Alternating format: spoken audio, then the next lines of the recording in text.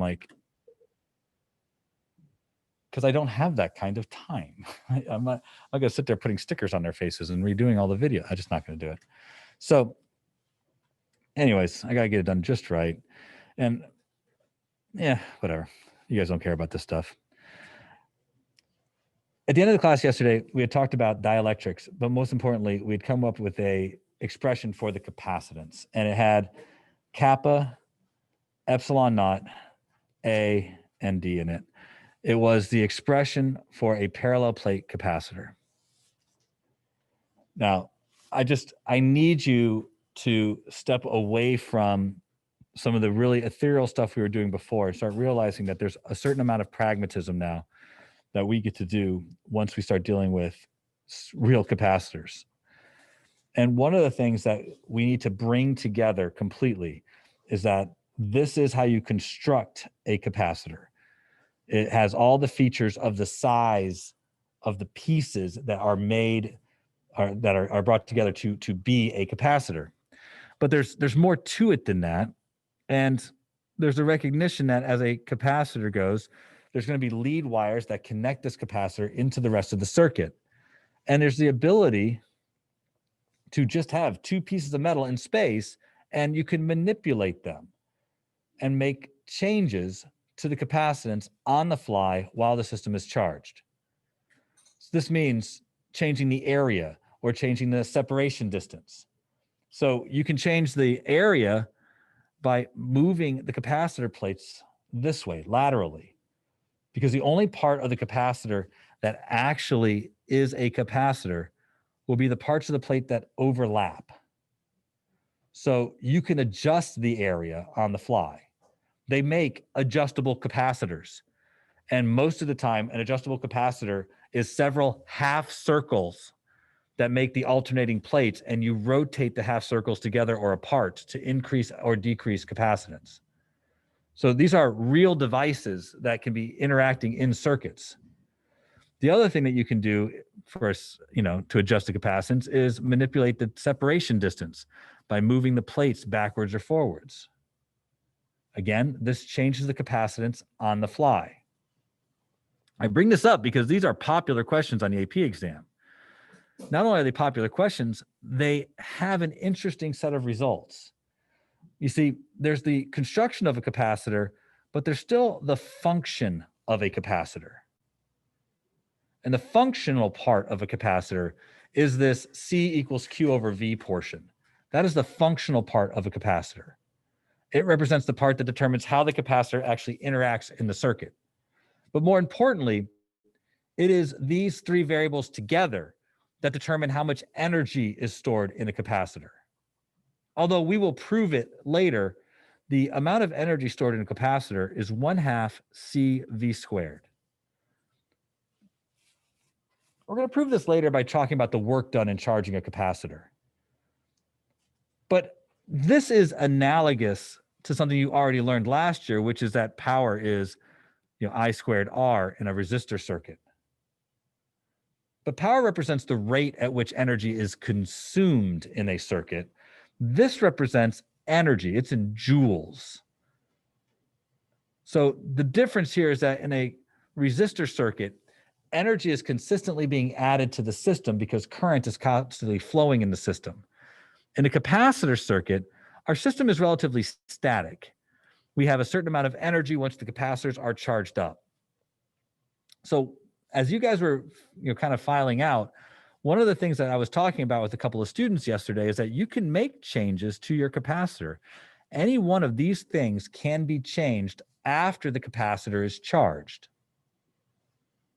And making that change isn't arbitrary in what happens to the capacitor after the capacitor is charged.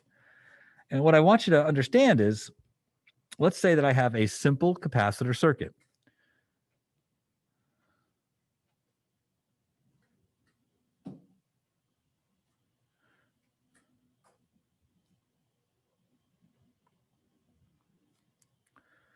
They're a simple capacitor circuit. I close the switch. It's got a battery connected to it, and the capacitor has a certain value C. Once I close the switch, the capacitor is going to charge. And after a few moments, the amount of energy in the capacitor will be 1/2 CV squared. The amount of charge on the capacitor, Q, is going to be C times V.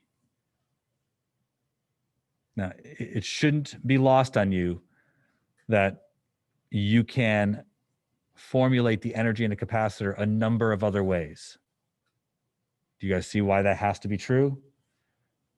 And you should do so. I should ask any one of you in about 30 seconds to tell me a different way to calculate the energy in a capacitor in terms of charge, voltage, and capacitance. That 30 seconds begins now. And do not explain to anybody who wasn't paying attention what I just asked you to do. That's their problem.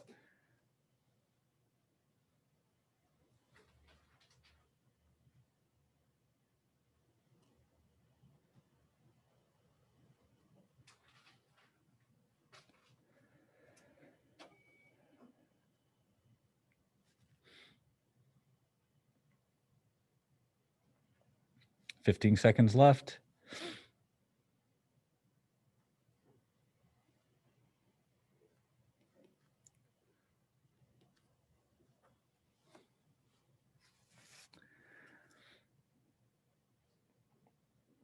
All right, raise your hand if you have the two others.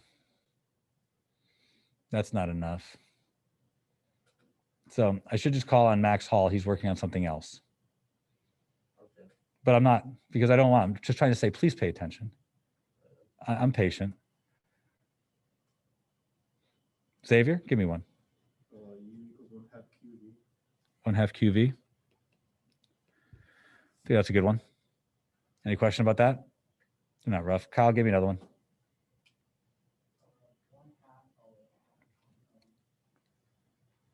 I couldn't hear you. I'm sorry.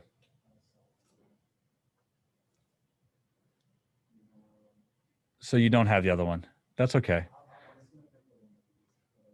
Annika, do you have one? No, I wasn't really sure. All righty. Abby, do you have one?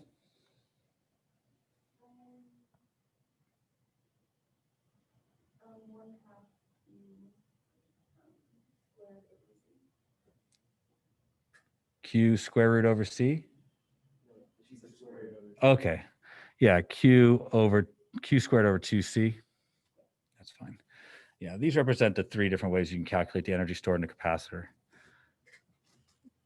And you should check the units, make sure they all work out. But one of the things I want to point out is it's just like power equals V times I, V squared over R, or I squared R. Because Ohm's law and our definition of capacitance are so similar. We have these similar things with resistor circuits and these similar things with capacitor circuits. Now, I don't care which one of these you keep available to you, but you need to be able to use all three of them. And here's why. Imagine I take and add a dielectric between the plates after the system is charged. Okay, I'm just going to add a dielectric. I'm just going to push it into the plates. How does that change the capacitance of the system? Does it increase the capacitance or decrease the capacitance? Matt? Yeah, we know that our dielectrics are almost always going to have a value of K that is greater than 1. So it's very likely that's going to increase the capacitance. Now, if your capacitor is still connected to the voltage source and you insert the dielectric, it's going to increase the capacitance while still having the same electric potential applied to the capacitor. Which means as you add the dielectric, what happens to the charge on the capacitor? Xavier? It has to increase. Sure, because C is going to go up. Therefore, with the voltage staying the same, the charge has to go up. Now, that means that when you put the dielectric in there, it's going to draw charge from the battery. So, do you have to do work on the capacitor to put the dielectric in the capacitor?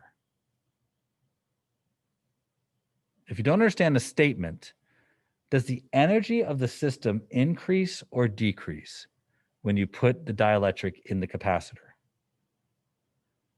Now, to understand that, figure out which one of these is an expression that shows you the one thing that changes and the one thing that stays the same. Did you figure it out yet? So the first expression has the electric potential and the capacitance in it. We know the capacitance increases. The electric potential stays the same. So the energy of the system goes up. What that means is it takes force to put the dielectric into the capacitor. You have to push against a resisting force to get it in there. You have to do work on the capacitor, meaning you can't just carefully push it in. You'll have to do work. It will take energy to get the dielectric in there. It will resist the ability of you putting this dielectric in between the plates. If the energy would go down, it would suck the dielectric in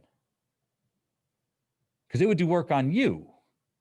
And there is the possibility of that happening in some circumstances too. So these kinds of questions are asked on the AP exam, and they require kind of careful consideration of what you're doing to the system. I want you to consider repeating this exercise, but this time we've charged and then isolated the capacitor. How have I changed the question now? Think about it for just a moment. I've charged up the capacitor and now it's isolated. And I want to try and put the dielectric in between the plates.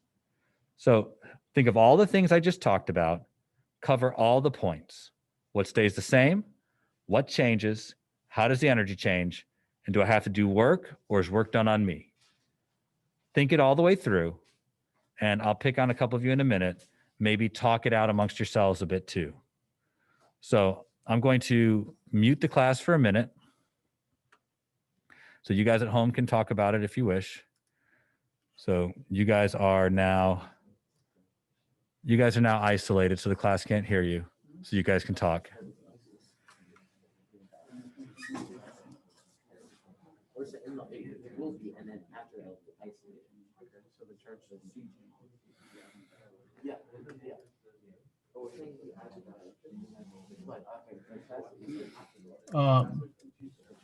I don't know, honestly. I guess since it's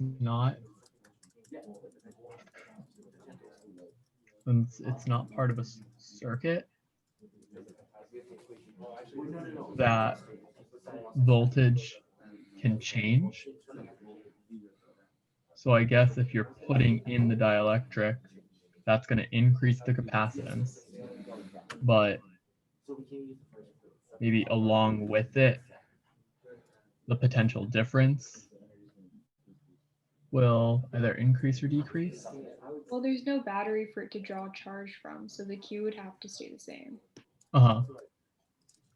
Okay, so as capacitance goes up, then the potential difference would have to go down because Q is staying the same.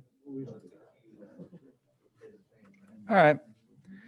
So I think everybody's had a few minutes to talk it out. I hear the people at home have been talking it out. This one's not terrible, but it does, I think, require a little bit of conversation. Let me get these guys fixed so I can hear them.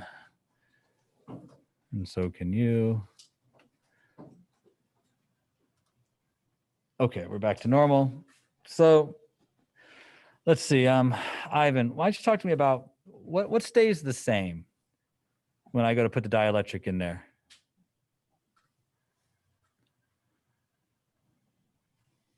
I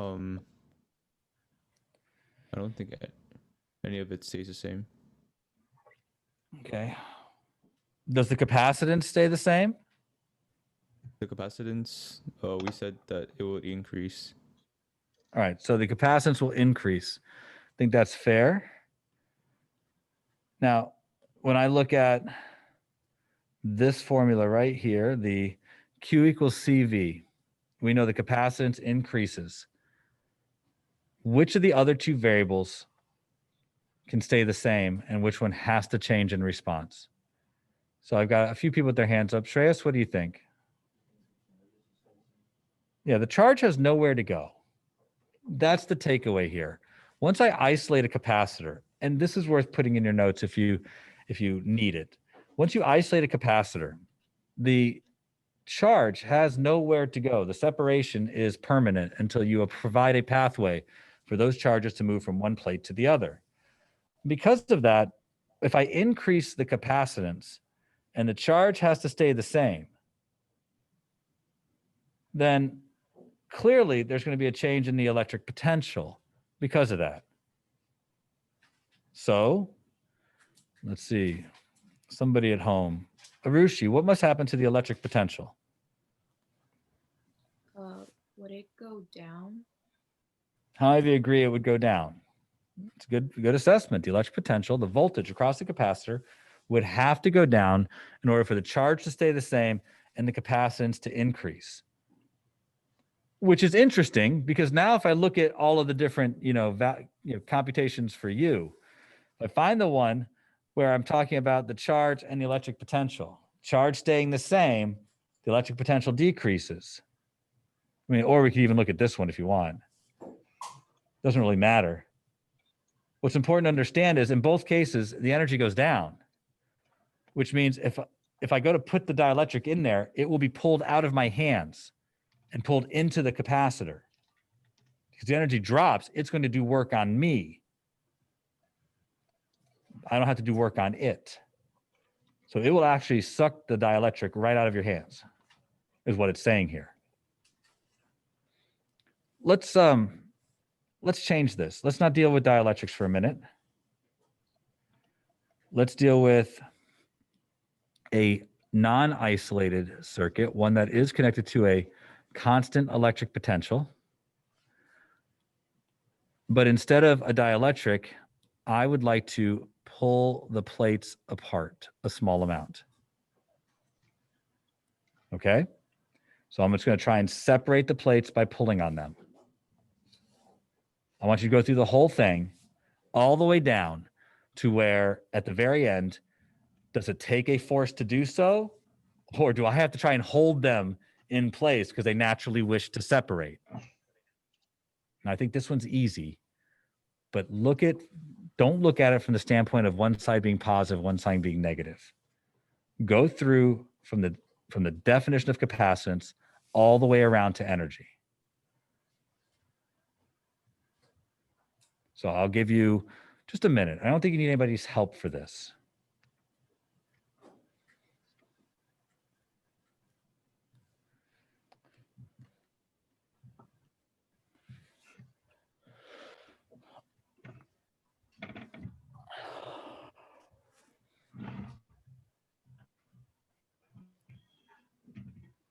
Somebody's making noise at home. You can hear it, right?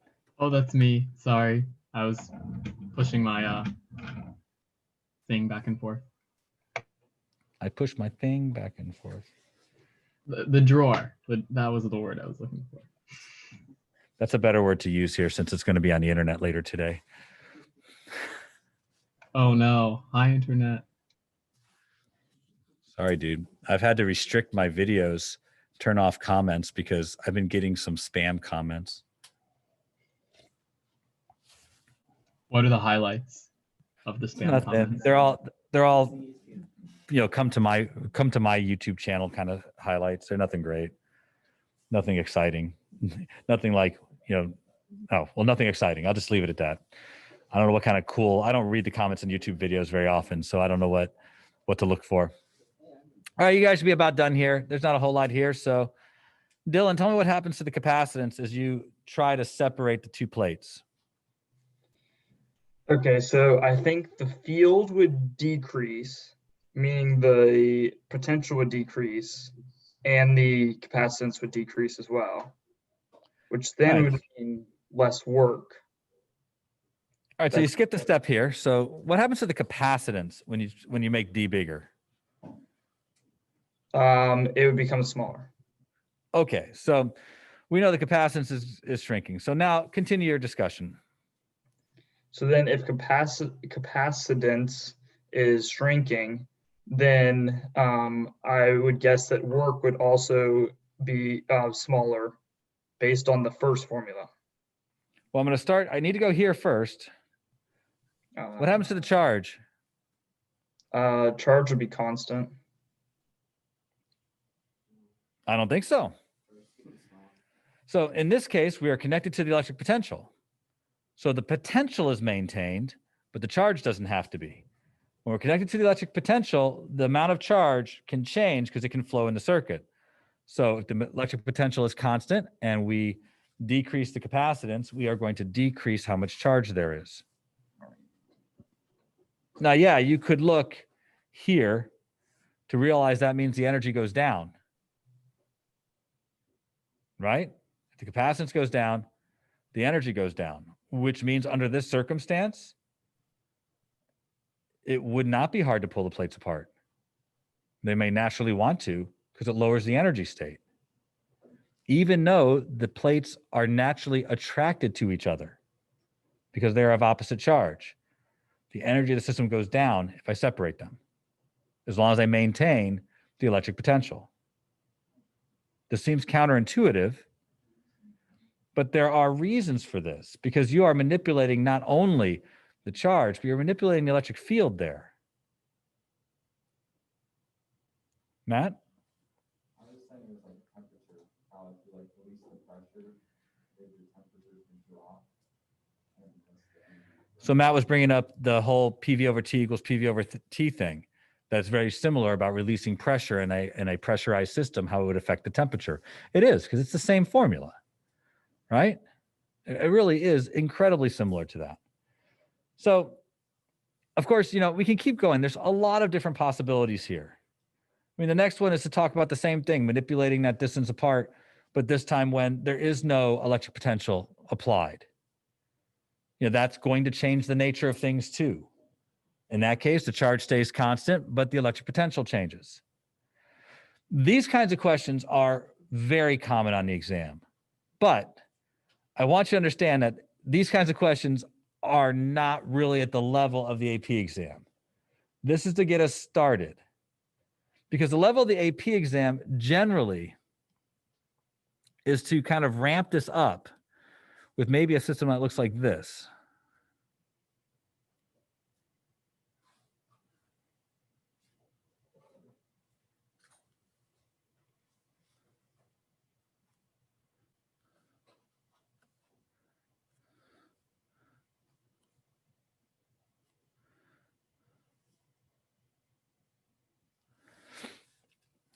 So C1, C2, C3. I have a system of 3 capacitors that have been charged to the same potential, and I manipulate one of them. This is the future of what we will have to be able to deal with. Under this circumstance, it's harder to determine what stays the same and what changes, because in this circumstance, I hope you realize there are places for the charges to go. So if we change one capacitor, how does it affect the charges in the system, the electric potential in the system, and therefore the energy in the system?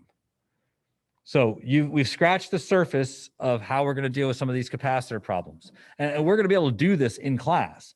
Capacitors are objects that you can make. But these kinds of questions is where we're going to be going. These make up the bulk of a lot of multiple choice questions. They also have been featured quite extensively in the FRQs in recent years. So I want to get good at these, but I wanted to give us a good starting point. So half the class is going to be spent on looking at these kinds of circuits. The other half of the class has to be spent on construction. So I do want to talk a little bit about construction for the remainder. And I want to bring our attention back to here and back to here. And actually, I want to talk a little bit about the electric field here too. Just parallel plate capacitors have this simple construction for the relationship between the electric field, the electric potential, and the distance between the plates, which means there are quite a few examples of these 3 things being very interlaced on the exam and make for pretty straightforward kinds of problems. It should be clear that charging a capacitor creates an electric field. And because of that, and because of our knowledge of the electric field near a infinite sheet, there's a lot of interaction between these 4. They're all representing the same thing when we're dealing with capacitors. So the idea that I could go from electric field to electric potential to capacitance in a real straightforward, fairly simple environment is featured quite heavily when it comes to parallel plate capacitors. They have uniform fields, simple to calculate electric potentials, and things where the work is done by a simple expression of the integral of E dot ds. So be aware that that simplicity goes away the moment we start talking about cylindrical capacitors.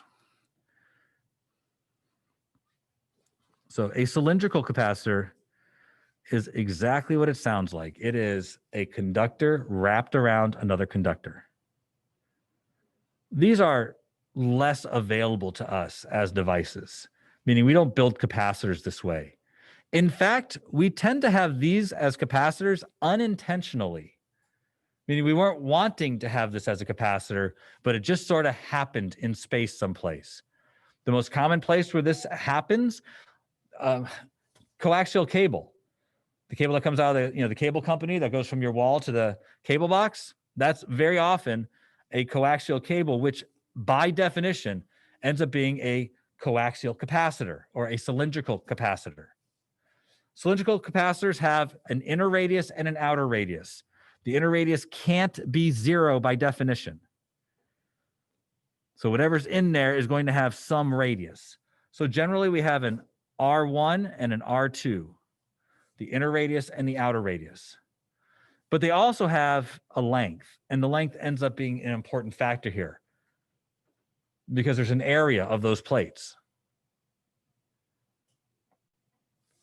Finding the capacitance of a cylindrical capacitor is similar to what we just did yesterday in finding the capacitance of a parallel plate capacitor. It's got two parts to it because we're going to define the capacitance by the charge and the electric potential developed between the plates.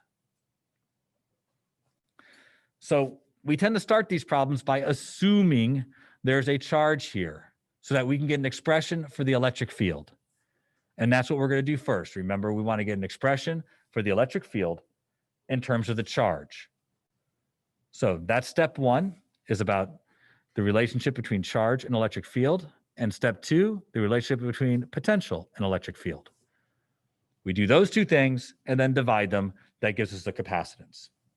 So do you guys remember how we found the electric field around an infinite line of charge? Do you remember that process? It's a couple of months ago. We're going to use the same process here.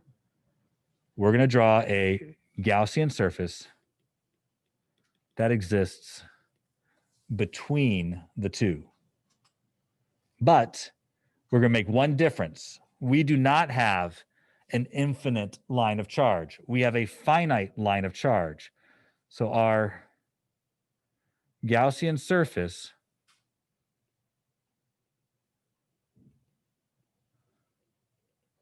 is going to be the exact size and length of our cylindrical capacitor, which means we are going to have to do the same thing here that we did for the parallel plate capacitor, and that is we're going to ignore any leakage of electric field at the ends of our capacitor.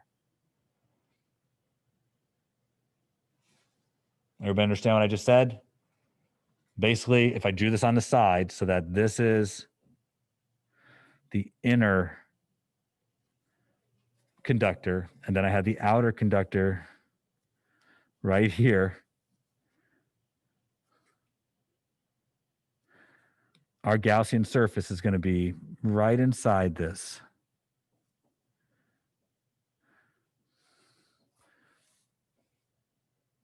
And we're going to ignore any leakage of electric field at the end caps so that we can say there's no flux at the end caps. Now, to be honest with you, that's not a huge stretch.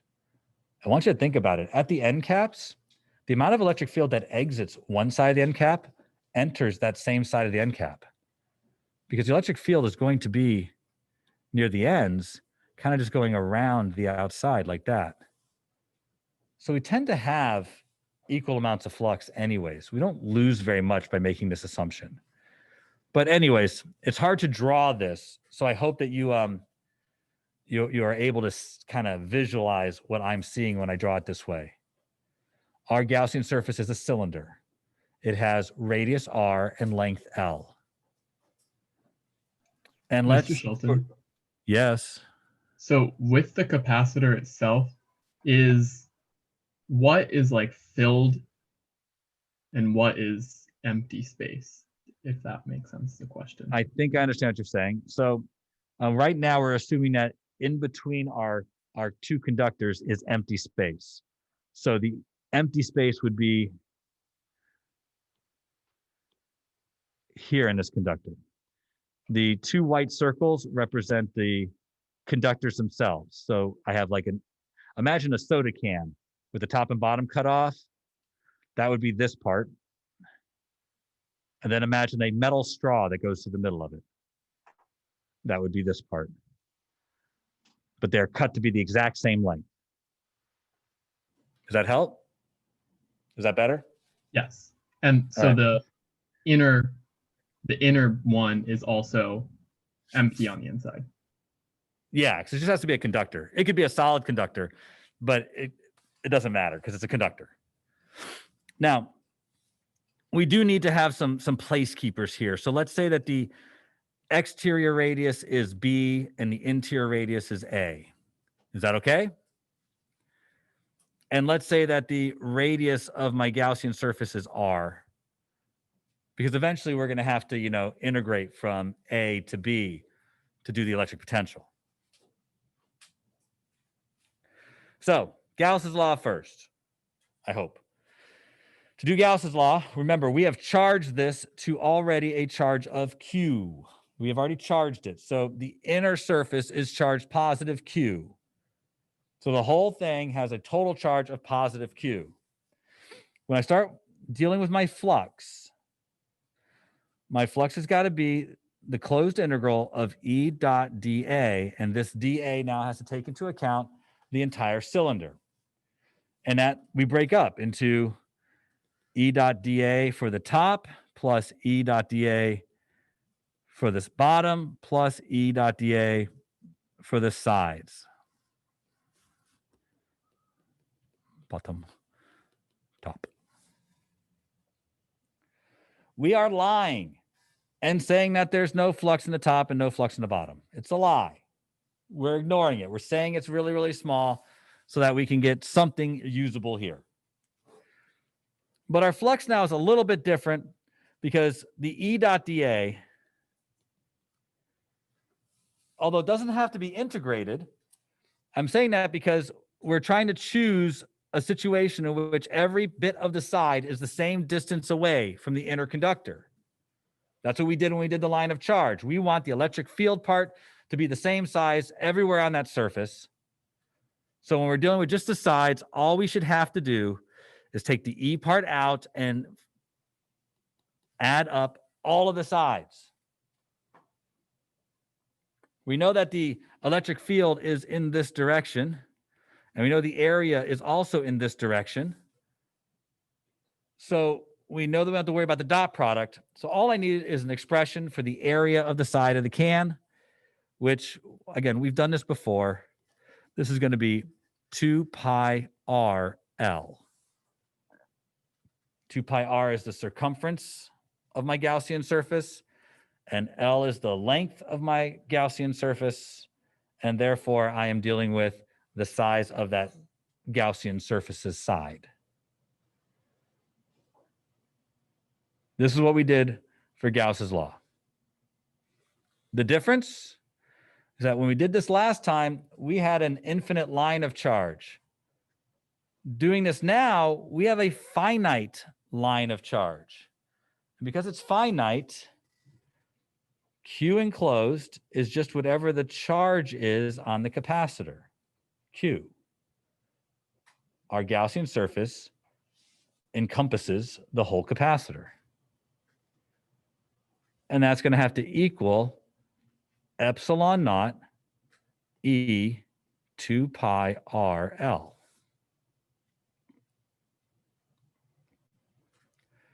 Just took the flux, and put in Gauss's law.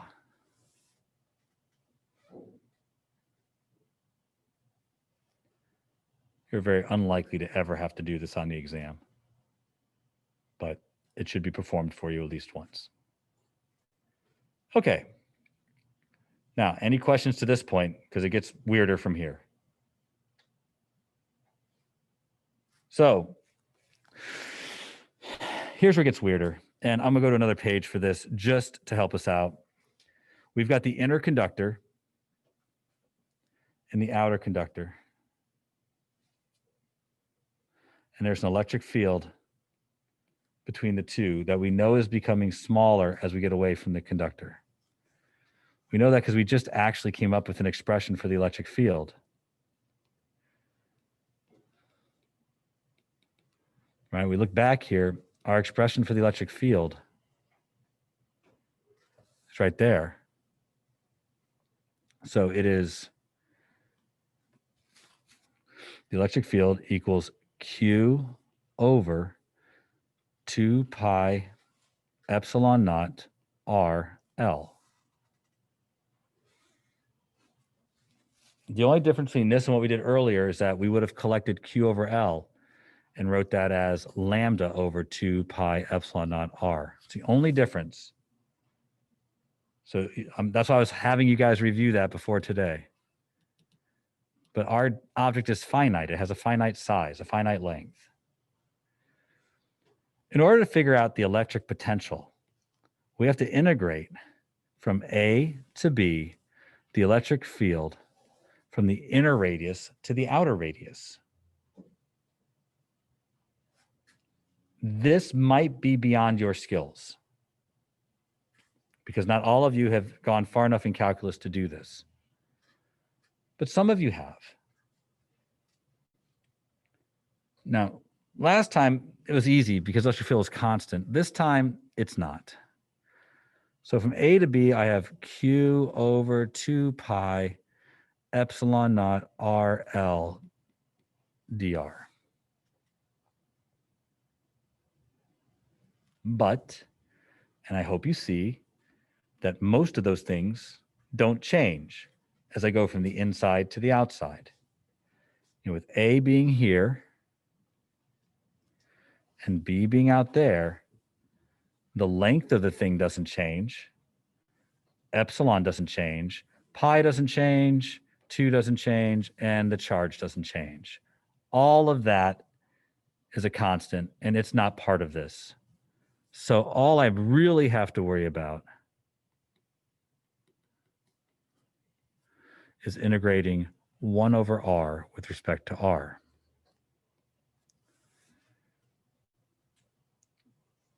But you can't do that using our polynomial rules. If you try, when you add 1 to that exponent, you get 0. And therefore, you also have to divide by the new exponent, which would be dividing by 0. So this polynomial can't follow the polynomial rules we've had before. But there is a special integral for this, one that you're going to be taught if you haven't already, and some of you have been taught already. What is the special integral for the, or special antiderivative for 1 over R? Go ahead. ln of R. It's the natural logarithm. So if you don't know that, it's time that you learned. The antiderivative for 1 over R, antiderivative, I can't write all that out, but I will. Derivative for 1 over R is the natural log of R. So that's something you're going to have to come to grips with. It happens in here all the time, and it definitely happens in mechanics all the time.